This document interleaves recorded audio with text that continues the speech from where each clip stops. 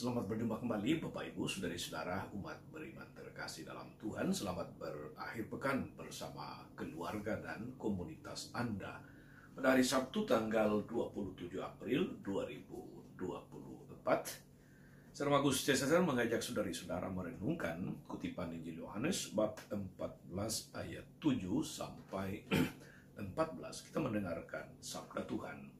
Dalam nama Bapa dan Putra dan Roh Kudus. Amin. Dalam amanat perpisahannya, Yesus berkata kepada murid-muridnya, "Sekiranya kamu mengenal aku, pasti kamu juga mengenal Bapakku. Sekarang ini kamu mengenal dia dan kamu telah melihat dia." Kata Filipus kepadanya, "Tuhan, tunjukkan Bapa kepada kami, dan itu sudah cukup bagi kami." Kata Yesus kepadanya, "Telah sekian lama aku bersama-sama kamu, Filipus, namun engkau tidak mengenal aku. Barang siapa telah melihat aku, dia telah melihat Bapa. Bagaimana engkau berkata, tunjukkanlah Bapa kepada kami? Tidak percayakah engkau bahwa aku dalam Bapa dan Bapa dalam aku? Apa yang aku katakan kepadamu tidak aku katakan dari diriku sendiri, tapi Bapa yang diam di dalam aku, dialah yang melakukan pekerjaannya. Percayalah kepadaku bahwa aku dalam Bapa dan Bapa di dalam aku. Atau setidak-tidaknya percayalah karena pekerjaan-pekerjaan itu sendiri. Aku berkata kepadamu sesungguhnya, barang siapa percaya kepadaku, dia akan melakukan juga pekerjaan-pekerjaan yang aku lakukan. Bahkan pekerjaan-pekerjaan yang lebih besar daripada itu, sebab aku pergi kepada Bapa, dan apapun yang kamu minta dalam namaku, aku akan melakukannya, supaya Bapa dipermuliakan di dalam Anak. Jika kamu meminta sesuatu kepadaku dalam namaku, aku akan melakukannya." Demikianlah sabda Tuhan. Bapak Ibu, saudari-saudara, umat beriman terkasih dalam Tuhan kita Yesus Kristus. Dalam tahun-tahun terakhir ini, dengan perkembangan media sosial, dalam kemajuan teknologi dan sebagainya, saudari-saudara, kita mengenal satu istilah yang sering kali dipakai dalam komunikasi di media-media sosial, dalam perjumpaan-perjumpaan, yaitu istilah haters atau pembenci. Dalam segala hal, sebaik apapun perbuatan seseorang, sebaik apapun yang dilakukan oleh seseorang,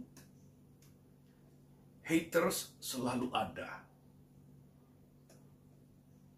Bahkan mencari-cari kesempatan, mencari-cari kesalahan untuk menjatuhkan orang yang dibenci.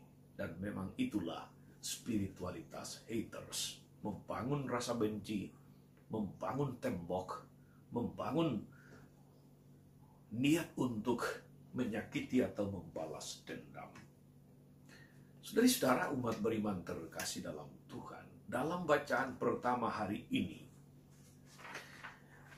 dari Kisah Para Rasul bab 13 ayat 44 sampai 52, Santo Paulus dan Santo Barnabas mengalami penolakan dari haters ketika dia bersama Barnabas itu berada di Antiokhia untuk mewartakan Injil. Dan di sana banyak orang datang dari seluruh kota untuk mendengarkan firman Allah. Akan tetapi ketika orang Yahudi melihat orang banyak itu, penuhlah mereka dengan iri hati. Dan sambil menghujat, mereka membantah apa yang dikatakan oleh Paulus. Saudari-saudara, seorang haters atau sekelompok haters selalu pasti ada dalam dirinya, dalam hatinya, perasaan iri hati. Sebab kalau tidak ada perasaan ini, tak mungkin menjadi haters. Bahkan orang-orang yang tidak menyukai Paulus dan Barnabas Mereka menghasut orang banyak untuk menolak kedua orang ini. Ini sekali lagi saudara-saudari spiritualitas haters. Tidak cukup mereka yang membenci, yang menolak, mereka menghasut orang lain untuk juga menjadi pembenci. Ikut dalam kelompok mereka, ikut dalam pola pikir mereka. Alasan haters dikatakan dengan jelas dalam bacaan pertama tadi. Mereka menolak Paulus dan Barnabas karena iri hati. Bukan karena yang mereka wartakan itu tidak benar, tapi karena iri hati. Ketika hati saudara-saudari digelapkan dengan hal-hal yang serba negatif seperti iri hati, seperti dengki, seperti kesombongan, merasa diri terhormat dan atau suci, prasangka buruk dan lain-lainnya, maka orang cenderung untuk tidak memberi kesempatan pada orang yang membawa sesuatu yang baik, yang mewartakan sesuatu yang baik. Itu adalah semangat atau spiritualitas haters. Namun saudara-saudari umat beriman terkasih, ada juga orang yang dikatakan bukan orang yang layak justru menerima pewartaan para rasul. Mereka memiliki keterbukaan, mereka memiliki semangat untuk menerima sesuatu yang baik yang dikatakan oleh Rasul Paulus dan Barnabas. Dan buah dari keterbukaan mereka itu adalah sukacita mendengarkan pewartaan firman. Hati yang terbuka untuk percaya membuahkan sukacita. Tapi hati para haters, percayalah, tidak ada sukacita, apalagi damai di dalam hati. Tuhan Yesus dalam Injil yang saya bacakan tadi, saudara-saudari, menegaskan bahwa mereka yang percaya akan melakukan hal-hal yang besar dalam kuasa Tuhan. Mereka yang percaya akan juga melakukan pekerjaan-pekerjaan Tuhan, yaitu melakukan perbuatan-perbuatan baik.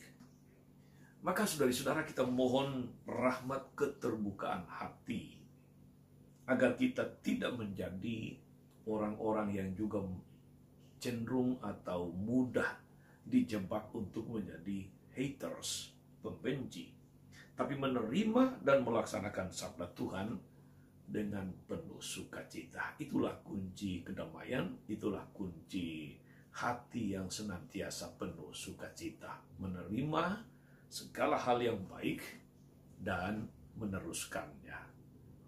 Semoga kita saudara-saudara tidak menjadi haters bagi siapapun.